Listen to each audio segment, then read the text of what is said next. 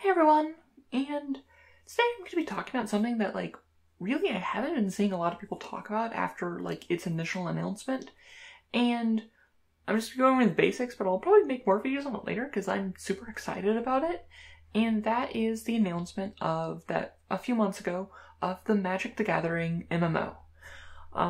If you don't know, an MMO is, things like World of Warcraft, RuneScape.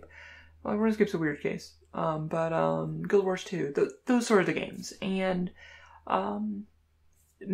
Wizards has licensed a studio to make a Magic the Gathering one. Which I'm kind of actually excited about. I've played a lot of MMOs in the past, and while I don't really have one right now, my last one was Guild Wars 2.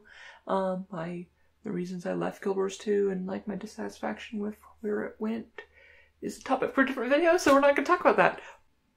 So here's what we know.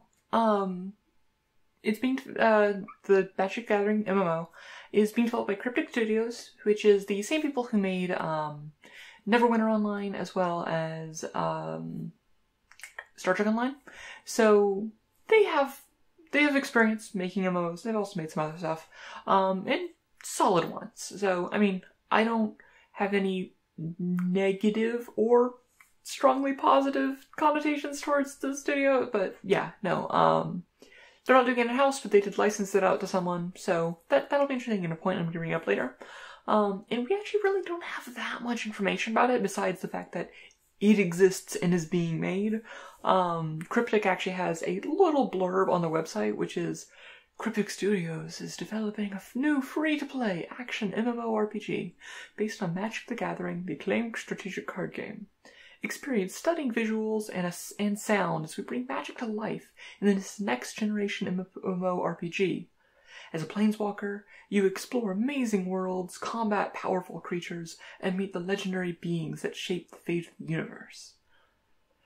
Okay, we could break that down and go through ooh, what is next gen MMO and all that and stuff. But it's a pretty generic blurb.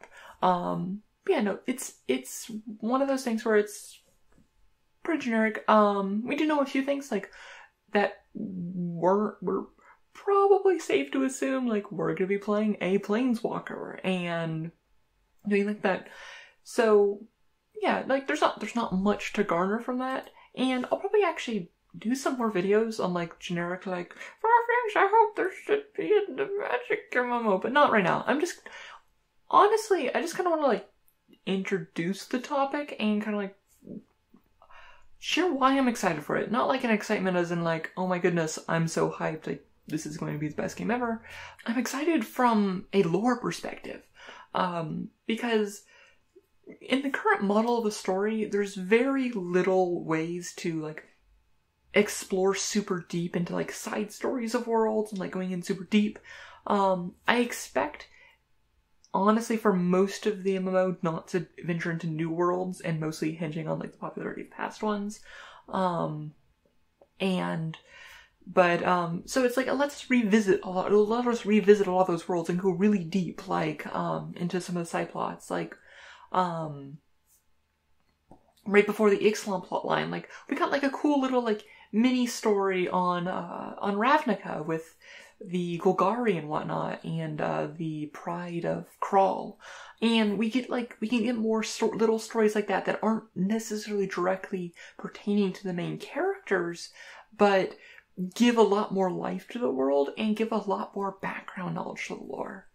One thing that I'll be finding really interesting though is what is the level of communication between the creative team at R&D and at Wizards and the writing team at Cryptic Studios, and what does that communication look like for coordinating and figuring out world building and stuff and depth and stuff, how much creative freedom is Cryptic going to have, and also how is the stuff in the lore going to be treated in terms of canon, because in a lot of different settings, non-prime, secondary sources of canon can fill a lot of different spaces. I expect it will probably go into the way means of, this is canon unless something unless something in like the main storyline says otherwise, which I don't know, isn't great. I like to be like them to like treat like it to be treated as like good canon to be followed and set precedent for other things. But I mean, that's the next best thing you can have, I guess. It depends on how much they step on each other's toes. But I mean, Magic canon already contradicts itself all the time, so it's not the end of the world. But yeah, no, I'm really excited about it, and I just kind of wanted to share a bit of that excitement.